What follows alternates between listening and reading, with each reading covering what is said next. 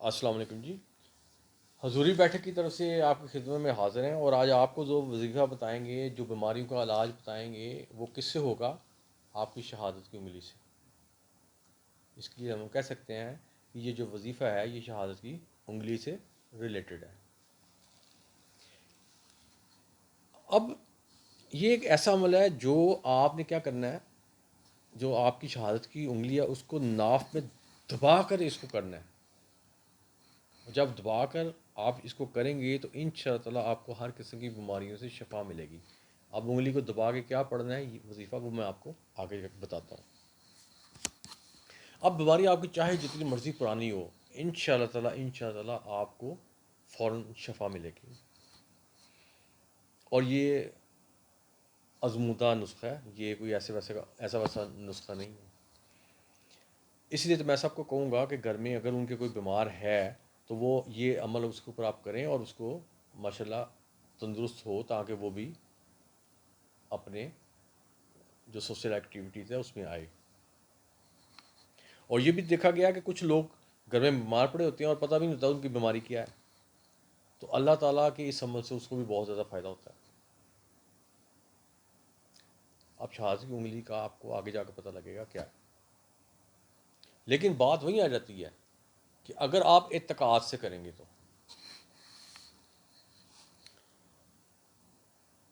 اب اس کا عمل بتانے سے پہلے میں تو آپ سب کے لیے ہم حضوری بیٹھک کی طرف سے یہی دعا کریں گے کہ اللہ تعالیٰ آپ کو سب کو صحت دے، اور آپ سب کو ان صحت والی اور لمبی صحت والی عمر عطا فرمائے، آمین۔ جب کوئی بیمار ہوتا ہے نا تو یقین کریں اسے یہ پتہ ہونا چاہیے کہ ہر بیماری کا علاج جو ہے نا وہ اللہ تعالیٰ نے اپنی کتاب، جس کو آپ کہتے ہیں قرآن پاک، قرآن مجید، اس میں لکھا ہوا ہے۔ اور یہ صرف تحقیق سے ہی پتہ لگتا ہے کہ قرآن پاک کے اندر کون سی آیت کس مقصد کے لیے، کس مقصد کے لیے، کس مقصد کے لیے۔ پڑھا تو سب نے ہوتا ہے، لیکن تحقیق کیا ہوتی ہے جس میں اردو میں پڑھیں اور آرام آرام، یہ نہیں کہ پڑھ کے رہیں، تھوڑا تھوڑا پارا پڑھیں اس کے اردو، تاکہ وہ آپ کے ذہن نشین ہوتا جائے، اور جہاں آپ کو اچھی اچھی چیزیں ملیں آپ اس کو نوٹ کرتے جائیں، تاکہ کل کو آپ جب آپ کو ایسی کوئی ڈیمانڈ آئے تو آپ لوگوں کو بتا سکیں کہ بھئی قرآن پاک میں ایک ایسی چیز ہے، اس قرآن پاک کی آیت میں، صورت میں یہ آیت چھپی ہوئی ہے جس سے آپ کا یہ مقصد حل ہو سکتا ہے۔ اچھا، اس کے بعد جب کوئی بیمار ہوتا ہے نا، جب لوگ بیمار ہوتے ہیں نا یا اذیتیں برداشت کرتے ہیں اور اس کے بعد اللہ تعالیٰ ان کو ٹھیک بھی کر دیتے ہیں، تو یقین کریں اللہ تعالیٰ ایک اور کام بھی کرتے ہیں۔ آپ لوگ، جو لوگ اس دنیا میں جتنی اذیتیں برداشت کرتے ہیں نا، اللہ تعالیٰ دوسری دنیا، جو اصل دنیا ہے، جب وہ وہاں پہنچتا ہے نا بندہ، تو اللہ تعالیٰ اس کی زندگی کو اتنا ہی وہاں آسان بناتے ہیں، یعنی کہ جتنی آزمائشیں اس سے لیتے ہیں اس کا پھر صلہ بھی اس کو وہاں دیتے ہیں۔ اسی لیے جب امیر لوگوں اوپر جاتے ہیں نا، جب وہ یہ چیز دیکھتے ہیں تو وہ فوراً سے پیدا کرتے ہوتے ہیں کہ کیوں ہم امیر ہوئے۔ اس وقت جا کے صاف ہوتا ہے، لیکن اس وقت وہ کہتے ہیں نا محاورہ ہے، آپ کیا پچھتاواں جب چڑیاں چگیں کھیت، تو یہ وہ والی بات آ جاتی ہے۔ اور ایک چیز ہمیشہ آپ یاد رکھیں،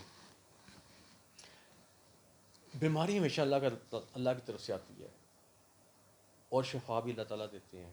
اس لیے ہمیں کوئی ضرورت نہیں ہے کہ اللہ تعالیٰ سے ہم شکوہ کریں، شکایت کریں۔ ہاں، اللہ تعالیٰ سے ہم باتیں کر سکتے ہیں کہ یا اللہ تعالیٰ اگر تو نے ہم نے یہ بیماری دی ہے تو قرآن پاک میں اس کی شفا ہے، تو ہمیں اپنے جو ہے کلام ہے اس کے ذریعے ہمیں شفا دو۔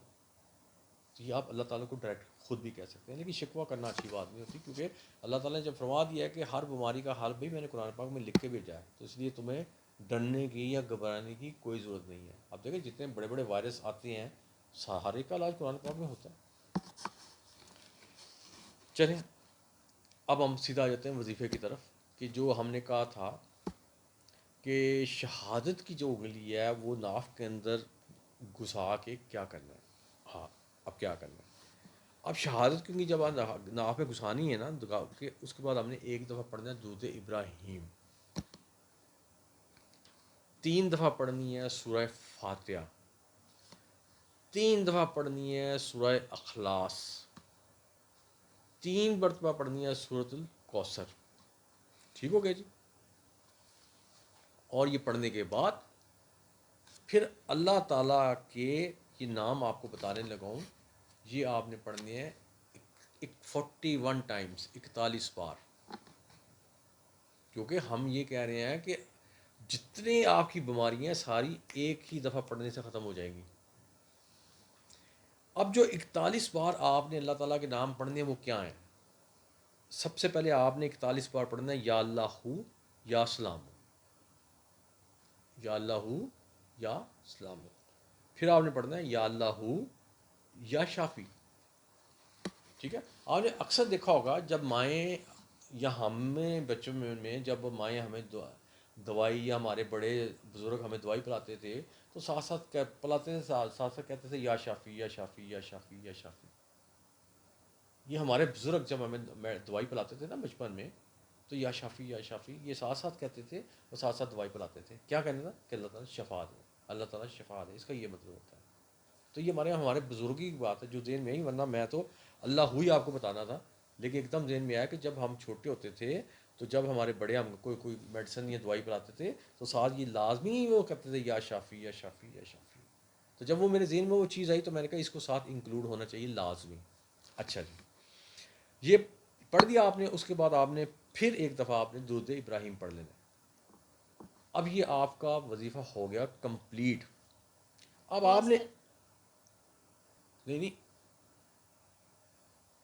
اور آپ نے یہ جو عمل ہے نا یہ آپ نے 3 بار تو لازمی کرنا.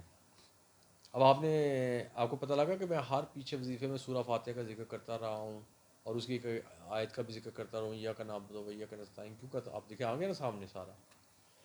اب حدیث میں بھی آتا ہے کہ جو بندہ اعتقاد کے ساتھ سورہ فاتحہ کو پڑھتا ہے نا اس کی تمام بیماریوں کو اللہ تعالیٰ چھٹکارا دے دیتے ہیں. اس لیے میں ہر وظیفے کے اینڈ پہ آپ کو کہتا ہوں کہ اس آیت کو ذرا اپنے دماغ میں رکھا کریں، ایاک نعبد و ایاک نستعین. یہ وہ آیت ہے. تو آپ اس کے ساتھ ہی مجھے اجازت دیں. اللہ حافظ.